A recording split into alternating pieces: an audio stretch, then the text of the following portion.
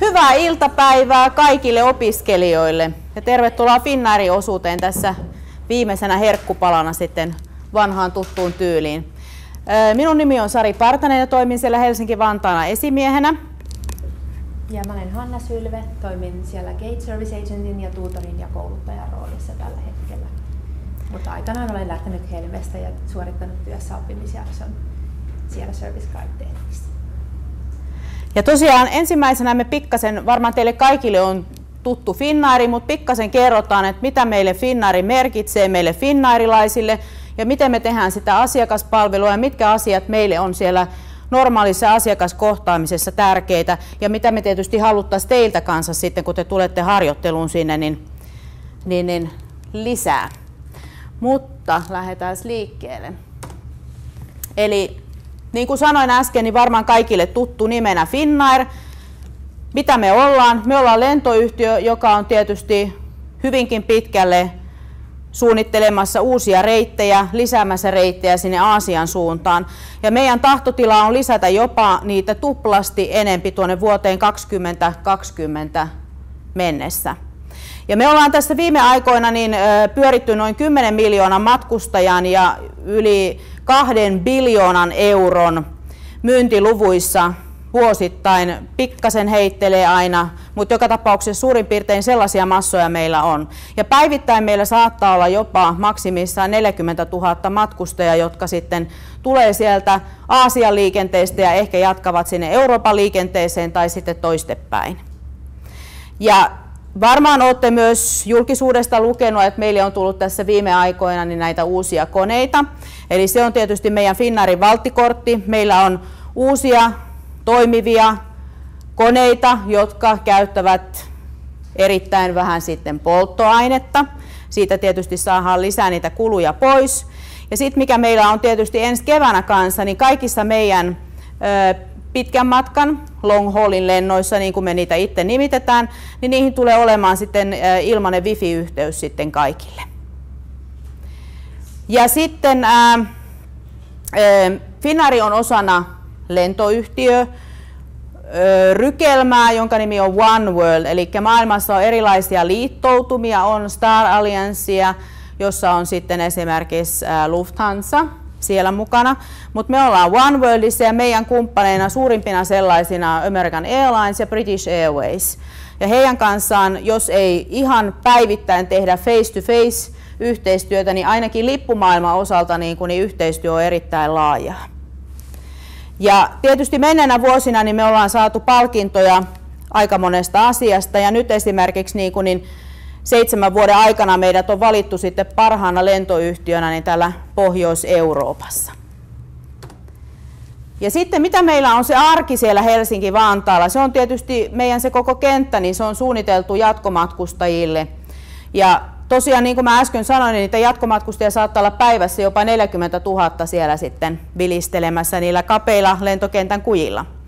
Ja tosiaan, mikä meille tietysti finnairilaisina on valttikortti, se, että Suomi on täällä Pohjolassa, niin sieltä on luonnollisesti lyhyemmät lentoreittiajat sitten tuonne Aasian suuntaan. Jos mietitään vaikka Lufthansaa, joka lähtee tuolta Frankfurtista, niin Lufthansalla saattaa olla 13 tuntia vaikka lentomatka niin Frankfurt-Peking välillä. Siinä missä me täällä, kun ollaan sopivasti Pohjolassa, niin meillä kestää vain lentomatka semmoisen suurin piirtein 8-9 tuntia. Ja meillä on 2 semmoista aaltoa siellä arjessa. Ja tietysti meidän virkailijat on myös niissä aalloissa töissä. Ja te kaikki, jotka tulette sitten meille myös työharjoitteluun, niin te myös näette ja koette tämän aallon. Mitä tämä aalto tarkoittaa? Se tarkoittaa sitä, että meillä on aamulla niin Eurooppaan lähtevää liikennettä aika reippaasti. Euroopasta käydään hakemassa niitä jatkomatkustajia sinne Aasian suuntaan ja ne koneet palaavat sitten Helsinki-Vantaalle siinä 2 ja 4 välillä. Sama juttu sitten sieltä Aasiasta, kun tullaan Euroopan suuntaan. Meillä on laajarunkoliikennettä aamun tuimaan siellä ja sama juttu iltapäivällä kello 2 ja kello 4 välillä. Aasiasta tulee jopa yli 10 laajarunkokonetta sinne iltapäivän ruuhkaan. Eli tämä vilinä on aikamoista siellä ja se mikä varmaan siinä on kaikista ihaninta siellä, Hanna voi varmaan kanssa alleviivata sen, niin yksikään päivä ei ole samanlainen siellä työpaikalla. Aina kun sä menet töihin, niin sä et ikinä voi tietää, mitä siellä sen päivän aikana tapahtuu. Mutta se, mikä tietysti mahdollistaa meille niin siellä lentoasemalla niin matkustajille niin tuommoisen nopean siirtymisen sieltä Aasiasta Eurooppaan ja toistepäin, on se, että kuitenkin loppujen lopuksi meidän lentokenttä Helsinki-Vantaa on niin pieni, että siellä on minimivaihtoaika noin 35 minuuttia. Ja nyt meillä on valtavia laajennuksia tulossa siellä Finavian toimesta. Eli meillä Non-Schengenissä on jo nyt tällä hetkellä rakennettu semmoinen uusi bussiterminaali, jossa bussitetaan iltapäiväruuhkaa, niin saattaa olla 5-6 laajarunkoa siellä. Ja nyt jos ajatellaan, että yhdessä laajarunkossa maksimissaan saattaa olla 300 matkustajaa, niin siellä on siellä bussiterminaalissakin aikamoista vilinää sitten iltapäiväruuhkassa. Mutta kuitenkin terminaali 1 ja terminaali 2, mitä meillä on Helsinki-Vantaalla, niin kaikki sijaitsee saman katon alla ja matkustajien on helppo siirtyä siellä niin lähtöportilta toiselle. No sitten tässä pari kuvaa niin meidän viimeisimmästä ylpeyden aiheesta tietysti on tämä A350 Extra Wide Body, joita meillä nyt on aika monta jo saapunut tuolta Toulousen tehtaalta Ranskasta sitten Helsinki-Vantaalle. Ja näillä me ollaan ihan säännöllisesti operoimassa sitten tuonne Shanghaihin, Pekingiin, Bangkokiin, Hongkongiin ja Singaporeen. Ja sen lisäksi aika monesti viime aikoina ollaan lennetty muun muassa Lontooseen ja Brysseliin kanssa. Nämä on tällaisia, nimitetään niitä famituslennoiksi, eli meillä on valtavasti Finnairille otettu myös uusia lentoemäntiä nyt viime vuosien aikana, niin he joutuvat tietyn määrän harjoittelutunteja vetämään siellä lentokoneessa, niin näitä lyhyen matkan lentoja on sitten hyvä käyttää tämmöisiin famituslentoihin. Mutta se, mistä tietysti Finnair on viime vuosina saanut myös positiivista mainetta, niin me ollaan hirveä aikataulussa oleva lentoyhtiö. Ja meillä on myös toisiksi paras aikataulussa pysyvä lentoyhtiöverkosto maailmassa. Et kyllä aika kovia kriteereitä on. Ja tuossa kuvissa itse asiassa näette, että minkälainen on tuo sisustus, joka on saanut myös siinä A350 niin valtavasti palkintoja ja kiitosta. Siinä kun lähdetään tuonne Lappiin, niin silloin tietysti halutaan tarjota tämmöistä ihanaa suomalaista tunnelmaa ja ehkä laitetaan vähän tuommoisia suomalaisia kesänvärejä sinne näyttöön sisälle koneeseen, kun taas sitten lähdetään Aasiaan ja saavutaan sinne Aasian auringon alle sitten aamulla, niin silloin tietysti halutaan niitä matkustajia herätellä tämmöisillä ehkä vähän kirkkaammilla väreillä siellä koneen sisällä sitten. Mutta se, mikä meille on hirveän tärkeää, on tietysti se tapa, millä me tehdään sitä asiakaspalvelua. Ja meillä on sisäisesti valtavan paljon erilaisia koulutuksia, missä meidän kaikki virkailijat käy. Ja kaikki, jotka te tulette meille työharjoitteluun, niin saatte kyllä näitä erilaisia koulutuksia kanssa sen ihan normaalin peruskurssituksen lisäksi. Ja se tietysti, mitä täällä kursseilla kerrotaan, niin ottakaa sen mukaan sinne arkeen. Niin mä kohta kerron kanssa myös sitä, että mitkä on tämmöiset Finnairin arvot, miten me tavallaan teemme sitä työtämme sitten. Niin muistakaa ne arvot sitten siellä ihan normaalissa työtilanteissa. Sen lisäksi, että on tietysti jotain sääntöjä, miten täytyy tietyt asiat siellä tehdä sitten, kun olette esimerkiksi backdropissa tai automaatilla opastustehtävissä, niin me finnairilaiset luotetaan toisiimme siinä määrin, niin kun, että meillä on tämmöinen lupa tehdä. Eli silloin kun me osataan pikkasen maalaisjärjellä ja tilannetajua käyttämällä siihen, niin pelastaa jo aika monta tilannetta siinä ensikohtaamisen aikana, kun matkustajat tulee kentälle, niin sillä voidaan sillä pienellä hetkellä niin korvata aika monta asiakaspalautekyselyä esimerkiksi. Ja tosiaan se on tärkeää, mä voin paljastaa, että yhden asiakaspalvelutilanteen tämmöinen kirjallinen reklamointi, niin se saattaa olla semmoisen 100 €. Ja sitten kun näitä keskusteluja käydään siellä, kun mielipahaa on tuotettu niin kuin aika monta, niin siinä aika monta 100 € menee siinä samalla sitten niin eteenpäin. Et se, mikä on hirveän tärkeää, mihin te tulette kanssa siellä kentällä tosiaan niin olemaan, niin se on se ensikohtaaminen siihen asiakkaalle, kun ne lentokentän ovet avautuu. No, niin kuin mä äsken sanoin, niin on meillä se A350, mutta sen lisäksi me ollaan niin kaikkiin muihin meidän lentokoneisiin niin asennettu tosiaan, niin tuosta pari vuotta sitten niin laitettiin asentajat sinne hommiin ja ollaan tosiaan saatu, niin businessluokkaan sitten ihan semmoisen täysmakuasentoon menevät sitten niin businessluokan penkit, niin siellä on sitten kiva matkustaa se 13 tuntiakin vaikka Singaporeen ja sitten leväneenä sieltä niin astua sitten sinne kosteiseen Singaporen säähän sitten. Finnair tekee valtavaa hyvää yhteistyötä niin Marimekon kanssa. Missä se näkyy? Se näkyy siellä lentokoneen sisustuksessa, se näkyy siellä astioissa, se näkyy monessa muussa layoutissa, mikä meillä on sitten esimerkiksi mainostilanteissa mukana. Mutta sitten Finnairin arvot, mikä on meidän tapa olla töissä. Meillä on aikamoista struktuurimuutosta tässä viimeisien vuosien aikana tapahtunut ja se on varmaan myös ollut yksi asia, miksi me ollaan ruvettu miettimään, että mitä se finnairilaisuus on. Ja ollaan nyt viime vuoden aikana niin koko konsernin lävitse käyty niin koulutuksia, joissa painotetaan tosiaan näitä meidän tapoja ja arvoja tehdä sitä työtä. Ja yksi meille hirveän tärkeä arvo on tietysti, että me välitetään siitä asiakkaasta. Miten me välitetään? Me näytetään se sille asiakkaalle. Se saattaa se kohtaaminen olla pieni hetki siinä hirveässä hulinassa, mutta kuitenkin otetaan se hetki siihen kohtaamiseen, huomioidaan lapsiperheet, puhutaan jotain kivaa niille pikkulapsille, huomioidaan ne, niin vanhemmatkin tulee huomattavasti iloisemmalle päälle, kun se ehkä kuitenkin saattaa olla vähän stressaava se hetki, kun lähdetään sitten lasten kanssa reissulle. Me otetaan vastuuta siitä tekemisestä ja me näytetään myös se vastuu siinä. Ja me ollaan siellä asiakkaita varten. Eli silloin kun te tuutte sinne työharjoitteluun, niin te olette kanssa Finnairin edustajia siellä ja te olette kanssa niitä asiakkaita varten. Ja tietysti olipa minkälainen matkaaja tahansa, niin me kunnioitamme sitä matkustajaa. Ja olkaa tarkkoja tosiaan, että meidän emeraldi, eli korkeimmat tasomatkaajat saattaa olla hyvin rennosti pukeutuneita myös nykyaikana, niin ei tavallaan arvostella matkustajaa sen pukeutumisen kautta, niin se saattaa hyvinkin olla siinä sitten se tilanne siinä, jos menee jotain huomauttelemaan, että onpas sulla risaset farkut ja näin poispäin, että muistetaan se. Mutta sitten on tietysti tämmöinen yksinkertaistaminen on kanssa niin meille hyvin tärkeää, eli me ollaan prosesseja yksinkertaistettu, me ollaan avoimia, läpinäkyviä, tehokkaita ja tietysti meillä on hirveän vankka luja usko siihen tekemiseen, mitä me tehdään siellä kentällä. Ja sitten yksi näistä arvoista on tämä rohkeus. Ole rohkea kohtaamaan sitä asiakasta. Mene sen luokse, kysy siltä, mitä voisit tehdä hänelle. Se saattaa olla monesti, että se asiakas ei uskallakaan tulla ja lähestyä meitä. Niin me ollaan niitä lähettiläitä, jotka lähestytään sitten niitä asiakkaita ja kysytään, että hei, mites on, voinko auttaa? Ihan pieni hetki. Silloin voitetaan taas monta asiaa siinä kohtaamisessa.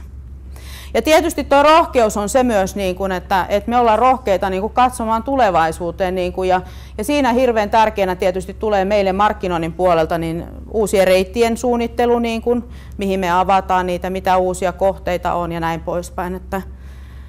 Ja tietysti se, että yksi tärkeä noista rohkeuksista on tämä suomalainen sisu. Markkinoidaan sitä suomalaista sisua ja suomalaisuutta ylipäätään niille ulkomaalaisille, niin sillä pääsee pitkälle. No äsken mä mainitsin tämä One Worldin, eli kuulutaan One Worldin perheeseen. Ja silloin kun teille matkustaja tulee esimerkiksi British Airwaysin tai American Airlinesin lipulla siihen lähtöselvitystiskille, niin se on one of us, sanotaanko näin. Eli mitä tämä perheliittoutuma tarkoittaa? Te olette matkustamassa Texasissa, teille tulee jotain ongelmia lippujen kanssa, teillä on Finnairin lippu, silloin te menette American Airlinesin lähtötiskille ja sieltä varmasti niin autetaan teitä, vaikka teillä ei olekaan American Airlinesin lentolippu. Siellä taustalla tietysti niin pyörii erilaiset palkintojärjestelmät, eri lentoyhtiöillä on erilaiset tasokortit, mutta myös näiden perheliittoutumien kesken niin voidaan käyttää niitä pisteitä sieltä korteilta sitten ristiin. Ja samalla myös tietysti ansaita niitä ristiin sieltä eri reiteiltä. Ja se tosiaan Liittoutumat varmaan tulee lisääntymään tulevaisuudessa, niitä ei tarvitse opetella ulkoa, mutta ne tosin siellä kurssillakin opetetaan, mutta sitten vaan kysymään, että hei, oliko tämä nyt todellakin se One Worldin liittoutuma, että saako tästä pisteitä esimerkiksi, jos matkustaja on vaikka Lufthansan tasokorttia tarjoamassa siellä lähtöselvitystiskillä, niin se ei haittaa, että niitä ei tarvitse heti todellakaan osata ulkoa niitä kaikkia yhtiöitä. No sitten tässä muutama asia, mitä meistä on sanottu erilaisissa palkintotilaisuuksissa tai erilaisissa lehdissä. Niin tosiaan, niin kuin mä äsken mainitsinkin, niin 7 vuotta peräkkäin ollaan saatu parhaimman pohjoismaisen lentoyhtiön palkinto. Helsinki-Vantaa valittiin tänä vuonna niin parhaimmaksi Pohjois-Euroopan lentokentäksi. Ja siinä on varmaan se yksi asia tosiaan, että on helppo lyhyellä vaihtoajalla niin siirtyä sieltä Aasian lennoilta niin Euroopan lennoille ja toistepäin. Sen lisäksi Finnairin loungeit, joita on molempien matkustajapuolien puolella, eli Schengenin alueella ja sitten siellä non-Schengenin alueella, niin molemmat loungeit ovat saaneet sitten niin myös palkintoja. Ja tämä on aika kova tämä seuraava kriteeri kanssa, eli ollaan yksi maailman innovaatisimmista niin lentoyhtiöistä. Eli halutaan kehittää itseämme ja kehittyä koko ajan eteenpäin. Ja sitten tuo viimeinen kanssa, eli Helsinki-Vantaan lentoasema on tosiaan paras sen takia, että sieltä on hirveän hyvät lentoyhteydet. Sitten kun mennään sinne pikkasen alemmas tässä hierarkiassa, eli tuossa äsken oli nyt tietoa siitä Finnairista, niin nyt laskeudutaankin sinne tekemisen tasolle, eli sinne tasolle, minne te tuutte kanssa meillä sitten siihen työharjoitteluun.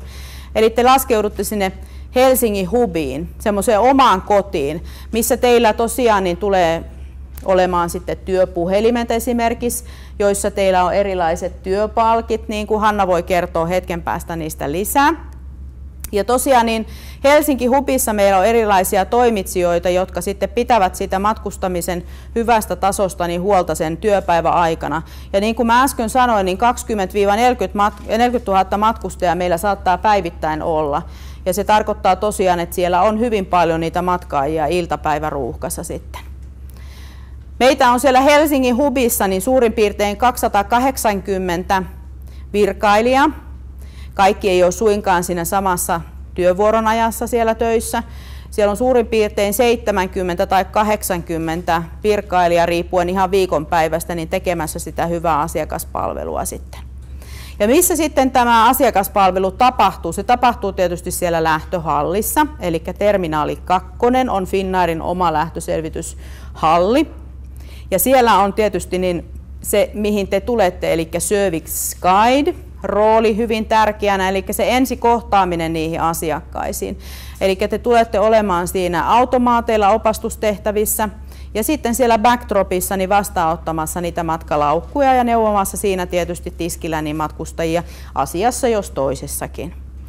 Sitten meillä on siellä Helsinki hubissa niin service deskit, eli siellä on omat virkailijat, jotka ovat saaneet nyt sitä Amadeus-koulutusta ja he osaavat sitten niin vaihtaa niitä lentolippuja, ottaa ylipainoja siellä eri vierasyhtiöille, vahvistaa vaikka lennolle koiraa tai kissaa tai vahvistaa vaikka pyörätuolimatkustajien pyörätuolipalvelua ja kaikkea tällaisia tilanteita. Sitten meillä on siellä niin saapuvat ja lähtevät portit, eli siellä porttivirkailijat, jotka toimii sitten Gate Service Agentin roolissa, eli siellä porttipuolella niin ajelevat näitä saapuvien ja lähtevien lentokoneiden putkia, matkustajasiltoja. Ja sen lisäksi meillä on sitten tämä tulopalvelu, eli siellä hoidetaan sitten kaikki niin matkatavaraongelmat, eli jos on matkalaukku jäänytkin vaikka sinne Lontooseen, ei löydykään siellä Helsinki-Vantaalla niin sieltä tulopalveluhihnalta, niin silloin täytyy mennä tekemään raporttia sitten sinne tulopalvelun tiskille, jossa Finnairin virkailija sitten tekee siitä raportin ja siellä taustalla alkaa sitten semmoinen maailmanlaajuinen etsintäohjelma sitten niin etsimään sitä laukkua ja siitä sitten loppujen lopuksi tulee tieto sitten sekä matkustajalle että meille lentoyhtiölle ja me osataan sitten kertoa, että millä koneella se laukku sitten kenties sieltä Lontoosta tulisi. Mutta hyvä. Mä vielä ennen kuin lasken toin toin Hannan tässä niin ääneen, niin kerron vähän sen noista Customer Service Duty Manager, eli esimiehistä. Meillä on tällä hetkellä siellä 14 esimiestä ja 4 tuuraavaa esimiestä. Ja meillä päivittäin alkaa työvuoroni aamulla kello 5, joka päättyy sitten kello 15. Sitten seuraava kollega saattaa tulla 6 aikaan töihin ja sitten on puolen päivän aikaan tuleva kollega ja sitten on niitä iltavuorolaisia. Ja viimeinen iltavuoro meillä sitten päättyy 00:30, kun Hongkongin ja Singaporen laajarungot ovat lähteneet sitten niin ilmaan. Monesti tietysti niin, nämä vuorot saattaa venähtää jonkun takia, niin kun saattaa olla, että iltapäivä aalto esimerkiksi niin ollaan haluttu odottaa matkustajia sieltä Aasiasta kyytiin sen takia, vaikka Pariisin kone onkin lähtenyt Pariisia kohden sit myöhässä, eikä olekaan saanut sitten siinä lentomatka-aikana kiinni sitä aikataulua ja saapuukin myöhässä, niin sitten esimiehet kyllä jäävät sinne niin virkailijoiden kanssa hyvin monesti niin odottelemaan näitä yövytettäviä matkustajia. Mutta tosiaan meillä esimiehellä niin me pidetään huolta siitä hyvästä asiakaspalvelusta ja katsotaan, että kaikki prosessit menee siellä Finnairin tahtotilan mukaan. Ja sen lisäksi meillä esimiehillä on omat tiimit sitten. Mulla esimerkiksi on noin 20 henkilöä omassa tiimissä. Ja sitten kun mä niin kun tavallaan siitä aamuruuhkasta pääsen irti, niin mä rupean tekemään niitä tiimin omia asioita. Siellä saattaa olla erinäisiä HR-asioita. Joku haluaa tiimin jäsenistä vaikka jäädä niin virkavapaalle tai opintovapaalle. Mä rupean niitä asioita pyörittämään. Joku ehkä tuo mulle kenkäkuitin, niin kun, ja joka mun täytyy laittaa sitten eteenpäin maksua varten. Siellä on erinäisiä asioita. Mutta se, mikä on tyypillistä esimiehille, niin sanotaanko, että yksikään tilanne ei varmaan ole hiljainen siinä. Niin kun meillä saattaa olla 5 puhelinta soimassa siinä iltapäiväkiireessä ja sitten saattaa olla ovella vielä siinä niin vaikka joku rajavartiaston henkilö kyselemässä jotain tietoja jostain varauksesta ja sitten saattaa ehkä olla joku virkailija, joka tarvitsee jotain pikkasen debriefausta siinä tilanteessa, että niin kuin sanoin, niin yksikään päivä ei ole samanlainen, mutta enpä ole ikinä kyllä katunutkaan yhtään minuuttia, että olen ollut esimiehenä niin aivan loistava paikka. Mutta tosiaan niin sit kun te tuutte meille työharjoitteluun, niin jokaiselle teille on sitten oma esimies myös nimetty, niin kun, joka sitten tietysti niin vielä enempi niin teidän asioihin paneutuu sitten. Mä olen tämmöinen Helmi-koordinaattori, eli toimin hyvin kiinteästi sitten Sadun kanssa ja Terhin kanssa siinä yhteistyössä. Eli koodailen tänne koulun kanssa ja koodailen sitten myös meidän resurssin suunnittelun kanssa niin teidän kaikista harjoitteluasioista ja me kaikki kyllä pidetään huolta, että ne 600 tuntia tulee sitten täyteen sitä työharjoittelua siellä kentällä. Joo, eli tosiaan tässä näkyy nyt kolmea erilaista työtehtävää ja tosiaan tästä Helmen kautta nyt ihan ensi alkuun on toi Service Guide, eli toi ihan vasemmanpuoleisin rooli on se, mihin tulette sitten ensi alkuun, missä tehdään se varsinainen harjoitteluosuus. No mitä se pitää sisällään sitten, niin tosiaan siinä lähtöaulassa päivystetään, eli jos matkustaja kun ovesta astuu sisään, niin me ollaan siellä sitten niin kuin tosiaan se ensimmäinen kontakti yleensä lentoyhtiöstä. Kysytään, voidaanko olla avuksi, ja jos tarve vaatii, niin avustetaan sitten vaikka siellä lähtöselvitysautomaatilla tai sitten backdrop-automaatilla tai ohjataan matkustaja sinne, minne kulloinkin tarvii. Paljon kysellään ihan, että mistä saa kahvia, missä on vessa, ihan näitä tämmöisiäkin kysymyksiä, miten pääsee Helsingin keskustaan käymään ja tämän tyyppistä, punnitaan matkatavaraa ja sen sellaista siinä ensin. Sitten toinen tehtävä on tietenkin olla siinä tiskin takana, backdrop-tiskin takana ottamassa laukkuja vastaan. Ja siinä sen laukun vastaanottamisen lisäksi tietenkin katsotaan, että se matkatavara on sellaista, mitä voidaan kuljetukseen hyväksyä. Painorajoitukset on ok, ja jos ei ole, niin velotetaan joko lisämaksuja tai ohjeistetaan matkustajaa sitten siitä eteenpäin. Jonkun verran myös sitten matkustusdokumenttia katsotaan siinä tiskilläkin, onko, no ei hirveästi ei viisumeita ja tämmöisiä tällä hetkellä ainakaan, mutta on kohteita, joihin sitten myös näitä, esimerkiksi Yhdysvallat on semmoinen, mihin sitten kyllä passiin kiinnitetään erityistä huomiota jo siinä laukkua jättäessä. Ja toki on sitten semmoisia tehtäviä, mitkä on tässä välttämättä ei ole lueteltu, jos tulee jotain, niin kuin Sari tuossa sanoi, niin yksikään päivä ei ole samanlainen, että sitten sut saatetaan yhtäkkiä hälyttääkin apuun johonkin muuhunkin, jos on joku tilanne päällä, vaikka printtaamaan tarjoulukuponkeja tai tämän tyyppistä hommaa on myös. Mutta siinä lähtöaulassa on se pääasiallinen meidän työympäristö sitten Service Guide-roolissa.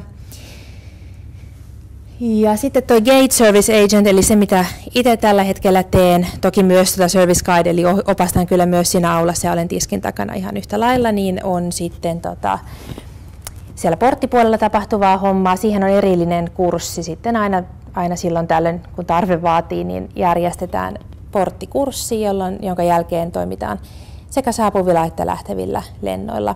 Ajetaan niitä putkia tosiaan kiinni ja pois ja sitten tietenkin lähetetään matkustajia matkaan ja ollaan myös niitä koneita vastassa. Eli useinhan ihmisillä on sitten jotain kysyttävää kuin, että hei, mistä mun jatkolento lähtee, mikä portti, näin päin pois, meneekö mun laukut suoraan nyt jatkolennolle. Ja tämän tyyppisiin asioihin vastataan sitten siellä saapuvilla koneilla. Ollaan sitten kysymyksiä varten siellä paikalla ja opastetaan myös oikeisiin tuloauloihin, mistä löytää matkatavarat ja muu. Ja sitten Service Agentin roolista, kun en itse sitä tee, niin en ihan niin tyhjentävästi välttämättä osaa kertoa muuta kuin, että se tosiaan on tämmöistä lipun myyntiä, lipun vaihtamistyyppistä. Myös tulopalvelutyöskentely kuuluu sitten Service Agent-roolin ihmisille. Ja siihen on myös sitten erilliset, että me ei tehdä niin kuin ristiin näitä hommia yleensä. Ehkä muutama saattaa olla, joilla on tämmöinen. Mutta noin niin kuin lähtökohtaisesti niin Gate Service Agent tekee porttihommia ja sitten Service Agentit sitten siellä transit-pisteissä tai sitten siellä meidän Service Desk-pisteissä, missä sitten näitä lippuja tosiaan voidaan vaihdella ja ostaakin ihan uusia lippuja ja sen tyyppistä. Mutta Gate Service Agent tekee myös siis opastusta lähtöaulassa ja on siellä tiskin takana hommissa. Ja mitä nyt itse tässä 6 vuotta kohta, tuolta itse asiassa reilun 6 vuotta jo tuolla kentällä olleena, niin en kyllä kadu päivääkään. Että tuohon jää vähän koukkuun tuohon työhön. Että se on semmoinen, kun sinne kerran tulee, niin kun ei tämmöistä työympäristöä oikein, jos Suomesta toista löydy. Ja meillä on niin hirveän hyvä porukka tuolla kentällä töissä, että ei sieltä ole kyllä hetkeäkään miettinyt, että olisi mihinkään lähtenyt. Että sinne sitten, siinä on vaarana jäädä sitten sille tielle, mutta en ole kyllä katunut ja hyvin on viihtynyt. Että tervetuloa vaan munkin puolesta kaikille. On kivaa hommaa, jos yhtään kiinnostaa. Onko jotain kysyttävää näistä tehtävistä tai muuten? Te nyt näette Hannalla ja minulla tämän Finnairin uniformin päällä, eli kun te tuutte meille työharjoitteluun, niin luonnollisesti saatte myös Finnairin virkapuvun päälle, ja siinä on tietyt säännöt, tietyt tavat, miten sitä virkapukua pidetään, niin kuin huolletaan ja esimerkiksi ihan voin sanoa, että tatuoinnit ei ole sallittuja, eikä kielikorut, ei korvakorut, ei nenäkorut, ei tällaiset.